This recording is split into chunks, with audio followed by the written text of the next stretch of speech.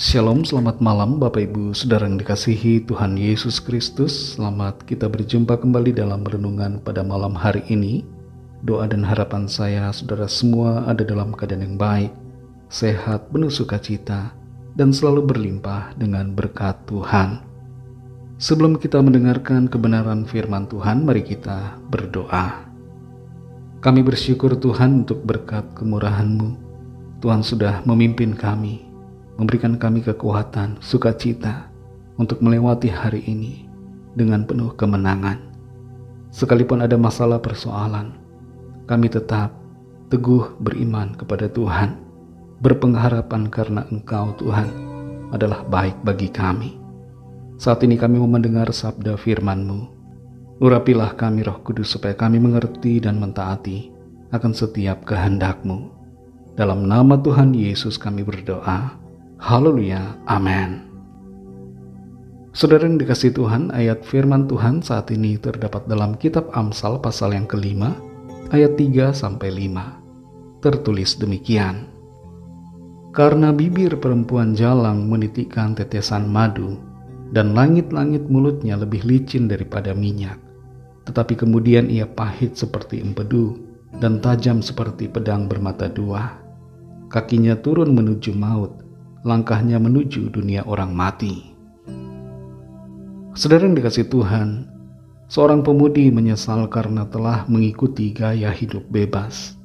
Bebas dalam hal apa saja, termasuk hubungan seksual dengan siapapun yang ia mau. Penyesalannya disebabkan karena ia mengalami penyakit HIV yang kemudian menjadi AIDS. Penyesalan seringkali terjadi di belakang, padahal kita dapat menghindari penyesalan dengan tidak mengikuti godaan dosa. Tingkat penyesalan pemudi ini masih disebabkan karena penyakit yang ia derita, bukan karena dosa yang telah ia buat. Kita semua yang telah berdosa seharusnya menyesali dosa yang telah kita lakukan, bukan hanya menyesali akibat dari dosa, dan tidak berhenti di penyesalan, tapi berlanjut kepada pertobatan.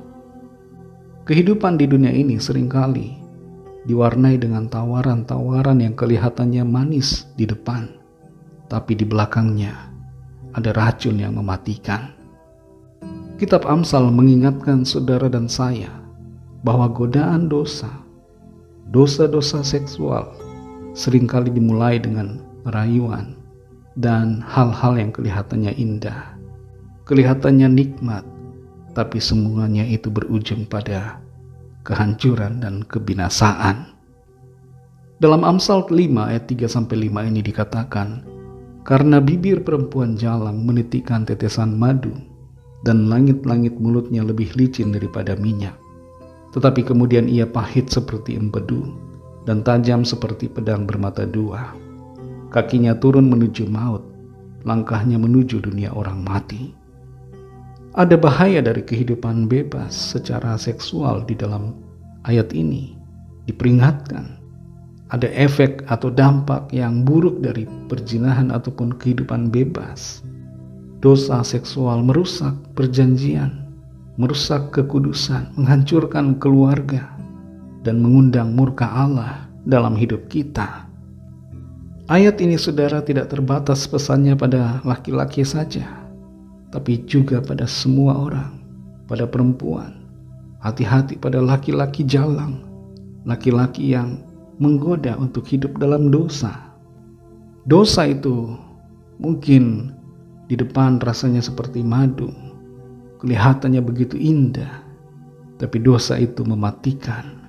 Dosa itu merusak kehidupan kita dan mengganggu hubungan kita dengan Tuhan. Bahkan dosa yang semacam ini, yang terus kita lakukan, dapat membahayakan keselamatan kita. Hidup terus-menerus dalam dosa menandakan bahwa kita meninggalkan kasih karunia Tuhan. Memang benar kita diselamatkan oleh kasih karunia, tapi ada satu syarat, yaitu kita harus tetap tinggal dalam kasih karunia dan hidup dalam kebenaran. Kalau kita telah menerima Kristus, tapi masih hidup dalam dosa, itu artinya kita tidak berpadanan dengan kasih karunia Tuhan. Saudara yang dikasihi Tuhan, perzinahan hanya akan menghancurkan kehidupan kita, menghancurkan pernikahan, merusak hubungan dalam keluarga, dan menghancurkan generasi yang ada di bawah kita.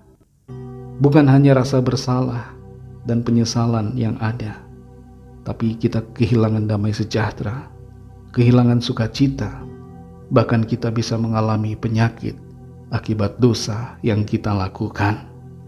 Tapi tidak berhenti di situ. Ada penghakiman Allah bagi setiap kita yang terus-menerus hidup dalam dosa. Jangan sampai di hari terakhir Tuhan menolak kita karena kita meninggalkan kebenaran. Mari saudara yang dikasihi Tuhan, hidup dalam hikmat Tuhan, hidup dalam kebenaran, hidup sesuai dengan firman Tuhan, agar kita selalu kudus dan berkenan di hadapan pandangan Tuhan. Mari kita berdoa.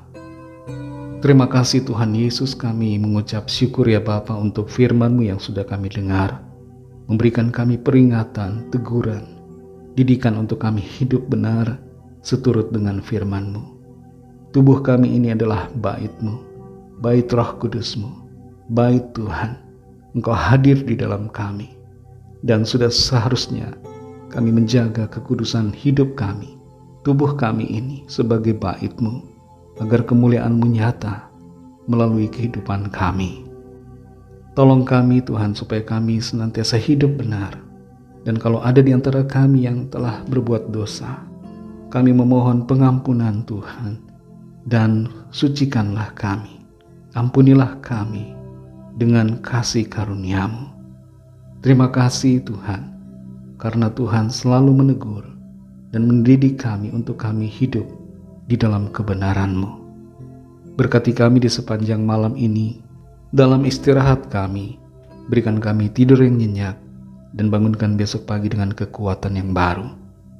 Berkati setiap kami lawat yang sakit, sembuhkan ya Tuhan, berikan kesehatan yang sempurna, dan bagi yang sedang dalam persoalan, Tuhan berikan jalan keluar.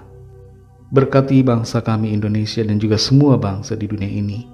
Berikanlah keamanan, kedamaian, dan kesejahteraan, dan curahkanlah Roh-Mu lawat setiap orang agar mereka percaya kepadamu dan menerima anugerah keselamatan.